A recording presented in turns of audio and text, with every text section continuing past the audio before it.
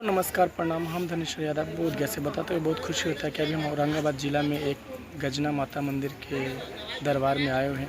वहाँ पे वो चाचा मिले हैं। आप इनको बारे में बताते हैं, इनका क्या नाम है, कहाँ घर है। तो चाचा, आप अपना नाम और घर का पता बताइए। मेरा नाम है अनुज कुमार सिंह। टंडवा के पास घोरा सागर ग्राम है मेरा। पोस्ट थाना सब टंडवे है, जिला औरंगाबाद मेरा है, बिहार है। तो ये माता के बारे में आप कुछ बताइए। इनका शक्ति बहुत अपार है। बहुत पुराने से हैं, सपना दिए थे। अच्छा।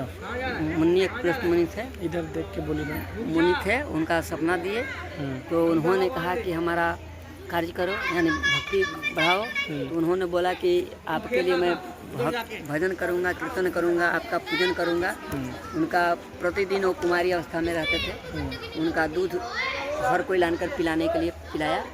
उनके बाद महारानी सपना दी, इसके बाद मंदिर उनका बना।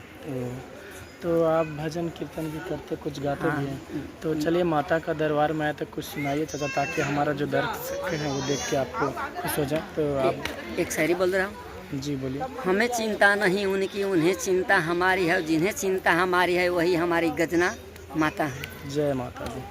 तो चलिए, आप एक उनका भजन कीर्तन जो भी एक सुनाइए दर्शकों को, जो अच्छा लगे। गजना के देवी मैया होई सहैया मैया अइबू की न। गजना के देवी मैया होई सहैया मैया अइबू की न। पूर्व में बाटे मैया करबार नदी मैया अइबू की न। हमनी पर होई भूसा हैया की मैया अइबू की न। पहला में दाया मंगली, दूसरा में नमवा मैया अइबू की न। गजना के देवी मैया होई सहैया मैया अइबू की न। थोड़ा जोर से गइया। अरे गला बैठल है, गाते भजन कीर्तन किए गाते थे नाग पंचमी के दिन।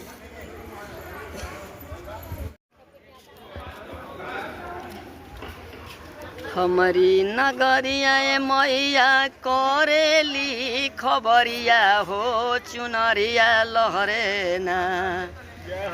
हमारी नगरिया मैया करेली खबरिया हो, चुनरिया लहरे ना। तो घूमी घूमी करेली खबरिया हो, चुनरिया लहरे ना। सोने के कंगनवा हो मैया, चांदी के पयलिया हो, कि छम छम बाजे ना। सोने के कंगनवा मैया, चांदी के पयलिया हो, कि छम छम बाजे ना। तो सगरी चलती डगरिया हो, कि छम छम बाजे ना। लट छिटका के मैया भांजेले त्रिशूलवा हो, कि हाथवा लिहलू न।